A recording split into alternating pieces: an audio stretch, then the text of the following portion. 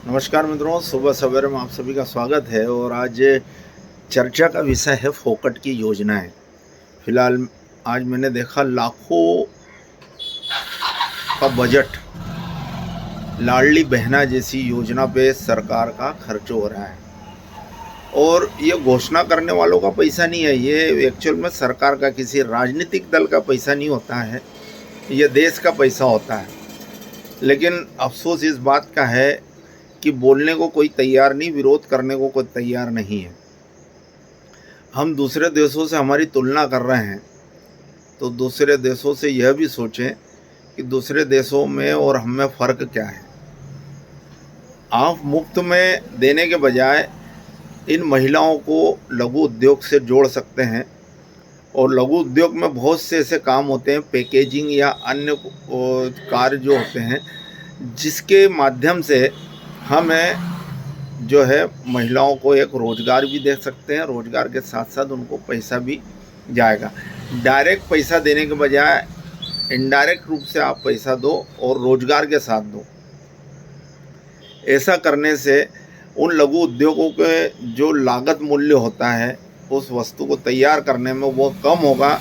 और जब लागत मूल्य कम होगा तो वस्तु का बाज़ार में या उपभोक्ता तक पहुंचने में भी उसका मूल्य कम आएगा। विक्रेता उसे कम दाम पे बेचेगा, जिससे कि आम लोगों की पहुंच तक वो बहुत सी चीज़ें सस्ती होगी। जो महंगाई है, वो महंगाई की वजह सबसे बड़ी एक ये फोकट की योजना भी है। लेकिन बात यह है कि ये ऐसा शॉर्टकट है सत्ता तक पहुंचने का, जिसके लिए सभी राजनीतिक दल द्वंद्व कर रहे हैं, कंपटीशन चल रहा है उसमें। अभी आप देखेंगे जैसे ही चुनाव आएगा तो सभी राजनीतिक दल फोकट की योजनाओं के लिए ऐसे टूट पड़ेंगे जैसे उनके कहीं से उन्हें वो खजाना मिल गया हो।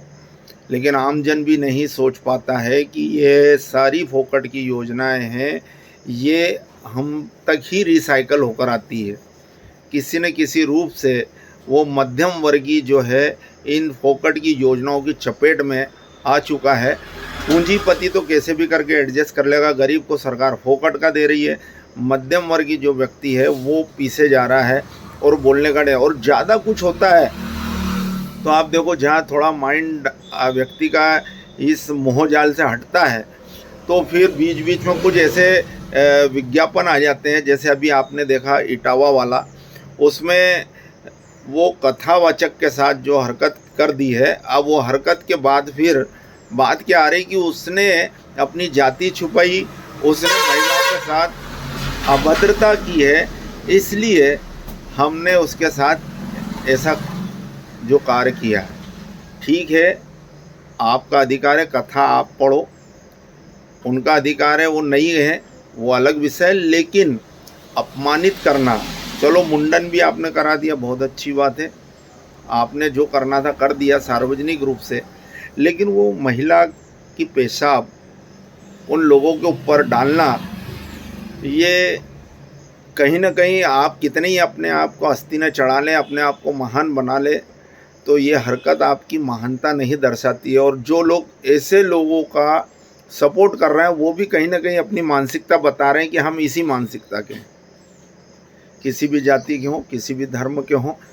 और यही नहीं, ये तो है, बीच में इस तरीके के एपिसोड और विज्ञापन और आ जाते हैं। ये फोकट की योजनाओं का जब आदमी के दिमाग में आता है कि विरोध करना है, सरकार का विरोध करना है, सरकार की ऐसी नीतियों का विरोध करना है, तो फिर बीच बीच में ऐसी जो है विज्ञापन कहते हैं ऐसे ध्यान भटकाने के लिए, तो ये सारी चीज़ें आ जाती है। तो मेहरबानी करें और फोकट की योजनाओं पर हो सके तो लगाम लगाएं और अनावश्यक या शॉर्टकट रास्ता सत्ता में पहुंचने का न बनाएं, डर दिखाकर सत्ता तक ना पहुंचे।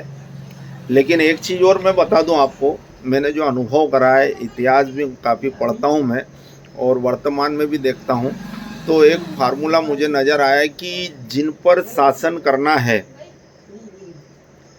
जिन लोगों पर शासन करना है, उनको सक्षम मत होने दो।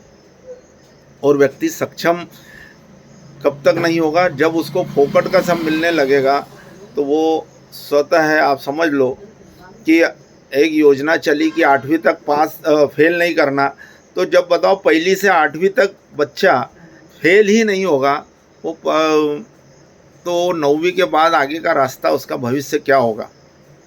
ये शिक्षा भी फोकट की हो गई है, तो फोकट में कोई भी चीज़ नहीं देना चाहिए, इसलिए मैं फोकट का सख्त विरोधी हूँ। आप शिक्षा के माध्यम से आपको पंगु बना दिया, आप आगे बढ़ नहीं सकते।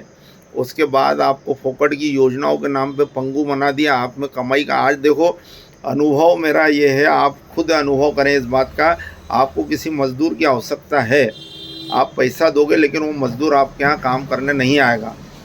क्यों? मट्ठा होते जा रहा है वो।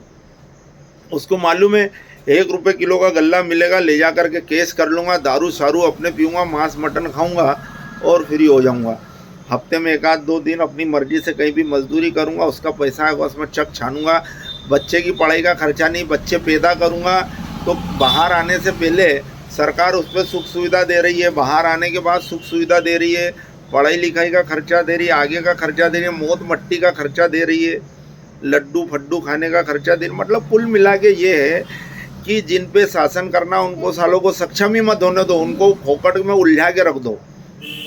अगर वो मेहनत करने लग जाएंगे, क्वालिटी उनमें निखार आएगी, तो वो सामने खड़े हो जाएंगे और फिर सवाल जवाब करेंगे। और फिर अगर हम फोकट की बात करेंगे तो हमसे सवाल करेंगे, भाई फोकट का क्यों दे रहे हो। तो कुल मिला के यही है आज का मेरा विषय है कि अगर वास्तव में देश हित में आप जीवन जी रहे हो और देश के सच्चे नागरिक हो, तो सबसे पहले इन नेताओं की फोकट की योजना का बहिष्कार करो और ये पैसा लेके, दारू लेके, फोकट की योजनाओं के चक्कर में आके वोट देना बंद करो। तो ये देश स्वतः सोने की चिड़िया नहीं, सोने का हाथी बनेगा और विश्व गुरु भी बन जाएगा। ये विश्व गुरु एक काल्पनिक उपाधि है, कोई कंपटीशन नहीं होता, ना कोई परीक्षा होती किसी देशों की। ये अपने आप ही मुँह मियाँ मिट्ठू बनने वाली बात है। बहुत से लोगों को तकलीफ होती है मेरी बातों से, उनका बस चले तो न जाने मेरे खिलाफ़ क्या कार्रवाई कर दें, लेकिन मेरा काम है वो मैं करते रहूँगा। यही मेरा एक इस देश के प्रति समर्पण है, एक देश के नागरिक होने के नाते मेरा दायित्व है, मैं वही काम कर रहा हूँ। नमस्कार।